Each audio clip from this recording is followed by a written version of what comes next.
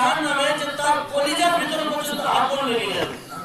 এত কঠিন দর্দনাক আযাব হবে, যারা শুধু টাকা দেখে আর গুনে গুনে রাখে। এত কঠিন আযাব। তাহলে কি আযাব আমরা চাই? জাহান্নামে কি আমরা যেতে চাই? আমরা যেতে চাই না। তাহলে মুক্ত হস্তে এই মসজিদের জন্য আমরা দান করি। দান করলে কি হবে? এটা দান না করা, জমা করে করে রাখা শুধু, এটা আযাব আমরা বুঝতে পারলাম। দান করলে কি হবে একটু শুনি। এর ফজিলত কি? দান করলে কি হবে? যখন আমরা দান করবো, আল্লাহ তাআলা কোরআন পাকের মধ্যে বলছেন সূরা ইমরানের মধ্যে যে আমি ওই ব্যক্তির জন্য জান্নাতকে তৈরি করেছি। আমি ওই ব্যক্তির জন্য জান্নাতকে তৈরি করেছি যে সমস্ত ব্যক্তিরা সচ্ছল অবস্থায়, অসচ্ছল অবস্থায়, গরীব অবস্থায়, থাকা অবস্থায়, না থাকা অবস্থায় যারা দান করে, আল্লাহ তাআলা তাদের জন্য জান্নাতকে তৈরি করেছেন। সুবহানাল্লাহ। কার জন্য তৈরি করেছেন?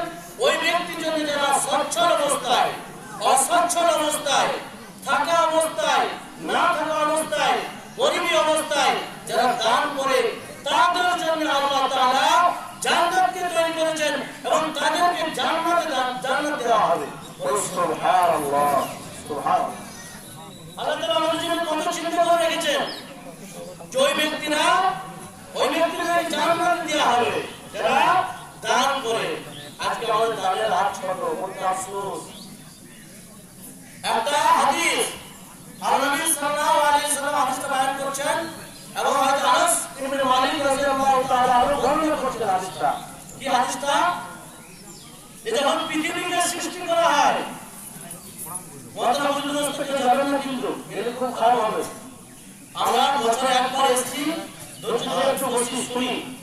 তো যখন পৃথিবীকে সৃষ্টি করা হয়, পৃথিবীকে সৃষ্টি করার পর পৃথিবী কিন্তু জমিন কাঁপতে শুরু করে। জমিন কাঁপতে শুরু করে, কি হবে? কাঁপছে। আল্লাহ তাবারক ওয়া তাআলা পাহাড়কে বন স্বরূপ মানে প্যালেট যেরকম হয়, মজা যেন পিটি দিলে সে কাঠ নড়ে না বা কোনো একটা জিনিস নড়ে না, সেরকম ওই পাহাড়কে সৃষ্টি করলেন আল্লাহ তাআলা। পাহাড়কে সৃষ্টি করেছেন যাতে জমিন না কেঁপে ওঠে, যাতে সবসময় না কাঁপে। তার জন্য আল্লাহ তাআলা জমিনের মধ্যে পাহাড়কে সৃষ্টি করলেন। তখন ফেরেশতারা জিজ্ঞেস করলেন, যারা নবী সাল্লাল্লাহু আলাইহি সাল্লাম এই যে জমিনকে সৃষ্টি করা হয়েছে, জমিনের থেকে তো ক্ষমতাবান বেশি পাহাড়, পাহাড়ের চেয়ে ক্ষমতাবান কি? আল্লাহ নবী সাল্লাল্লাহু আলাইহি সাল্লাম বললেন, পাহাড়ের চেয়ে অতি ক্ষমতাবান হচ্ছে লোহা। লোহা দিয়ে পাহাড়কে কেটে কেটে টুকরো করে দেওয়া হয়। দেখবেন অনেক অস্ত্র শস্ত্র নিয়ে সে পাহাড়কে কেটে কেটে রাস্তা বানানো হয়, নিচের দিকে সুড়ঙ্গ করানো হয়। এগুলো করা যাবে, পাহাড় শক্তিমান হলো, পাহাড় থেকে শক্তিমান লোহা হলো। আল্লাহ আবার জিজ্ঞেস করা হলো যে লোহার থেকে শক্তিমান কি, ক্ষমতাবান কি?